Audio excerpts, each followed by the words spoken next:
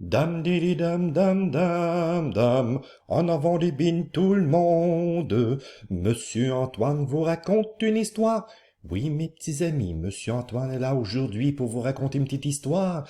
Et aujourd'hui, je vais vous raconter l'histoire du grand incendie qui a dévasté le village de Saint-Georges le 21 novembre 1915.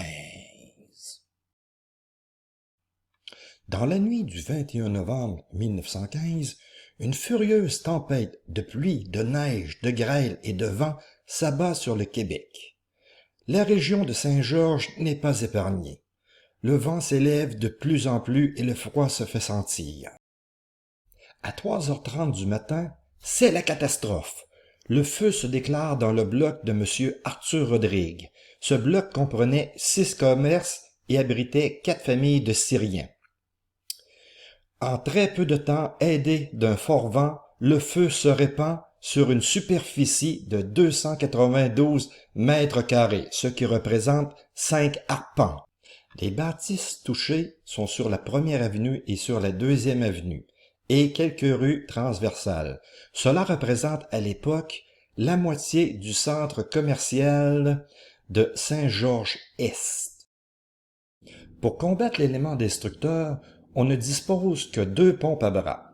Ce n'était pas facile de faire fonctionner ces pompes à bras. On devait prendre les gens les plus robustes car il fallait actionner le mécanisme dans un mouvement de va-et-vient. Le maire Thibodeau organise très rapidement les secours. Ce vent du diable qui balaie le village de Saint-Georges n'aide en rien la pauvre population. Malgré les efforts acharnés des citoyens pour combattre l'élément destructeur, cet enfer se répand aux 4 coins de la rive est. Les gens courent dans tous les sens, tout le monde est paniqué. Vers 5 heures du matin, le vent atteint une vitesse de 55 000 à l'heure, soit 88 km/h, en direction sud-ouest. Inutile de dire que, du côté ouest, la population qui regarde l'incendie ont une vision tout simplement de l'apocalypse. La plupart des sinistrés n'ont pas le temps de sauver leurs meubles. C'est à peine s'ils ont le temps de sauver quelques pièces de vêtements. On se rend vite à l'évidence qu'on a besoin d'une aide supplémentaire.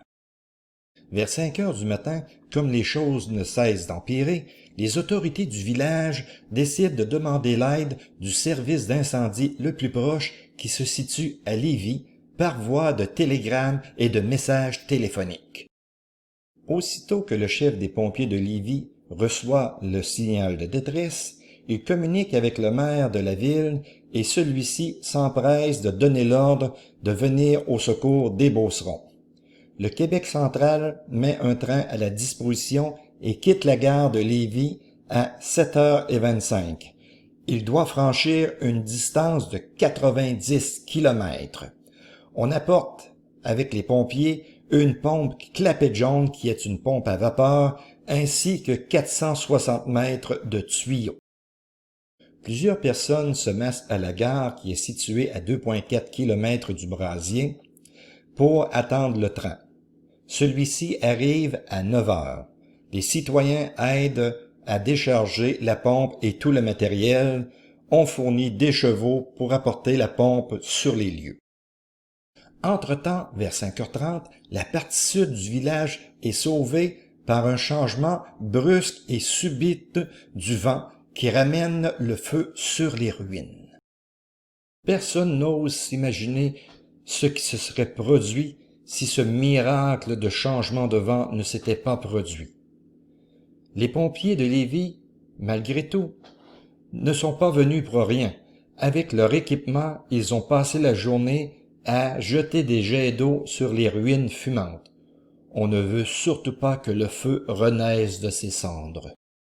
En moins de 2 heures, le feu laisse un bien triste paysage de ruines et de cendres à Saint-Georges-de-Beauce. Une 50aine de bâtisses, des dizaines de commerces, de granges et de remises sont brûlées, ce qui représente un total de 75 constructions complètement détruites, et à cela, il faut ajouter toutes les autres qui ont été endommagées par le feu. La plupart des sinistrés sont des gens pauvres. On estime dans les journaux que les pertes sont évaluées à 250 000 $. Quoique d'autres journaux ont monté à 300 000, un autre journal a monté à 400 000 et même un autre journal de Montréal a monté jusqu'à des pertes de 500 000 $. Quoi qu'il en soit, les assurances ne couvraient que la moitié du montant. Le feu jette 42 familles sur le pavé, ce qui est énorme si l'on considère que la population de Saint-Georges s'élève à ce moment à 3000 âmes. Nous pouvons voir sur la photo la région qui a été détruite par le feu. Le feu s'est étendu dans la partie sud, allé jusqu'au nord, à partir de l'hôtel Murta jusqu'à l'hôtel Bellevue. À noter que l'hôtel Bellevue a été épargné dans l'incendie, le feu s'arrêtant juste avant. Ou, dans un autre ordre de grandeur, c'est à partir de la 112e rue aller jusqu'à la 120e rue. Et du côté est-ouest, le feu à partir de la rivière jusqu'à la 2e avenue. Dans cette même journée, comme nous sommes le dimanche, cela n'arrête pas les messes, et le curé, Dionne, fait une quête spéciale qui rapporte une grosse somme de 23 $. Non satisfait de ce montant, dans l'après-midi, les gens se rassemblent et on fait une collecte spéciale qui rapporte, cette fois-là, plusieurs centaines de $. Le lendemain matin, le député libéral, M. Arthur Godbout, se rend à l'Assemblée nationale pour recevoir une aide du gouvernement. Il reçoit un gros montant de 2000 $. Dès le lendemain matin, M. Joe Gagnon, un des plus gros commerçants de la Beauce, s'occupe à reconstruire son magasin. Il dit à qui veut l'entendre, « Nous allons faire un Saint-Georges plus grand et plus prospère qu'avant. » Très vite, les autres marchands emboîtent le pas et commencent à reconstruire. Les journaux, Le Soleil et L'Éclaireur organisent un fonds de secours. Petit bilan de ce désastre, 42 familles se retrouvent sans abri. En 2 heures, le feu détruit près de 75 constructions comprenant commerces, maisons, granges, remises et tout autre abri. On a accusé les familles de Syriens à tort qu'ils étaient responsables de l'incendie. Personne ne sait comment le feu a commencé et, il faut signaler un fait très intéressant, il n'y a pas eu de perte de vie.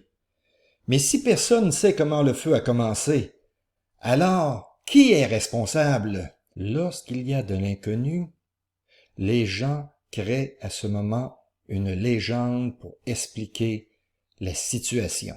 Et Saint-Georges ne fait pas l'exception, puisque est née, suite à cet incendie, la légende du quêteux jeteur de sorts.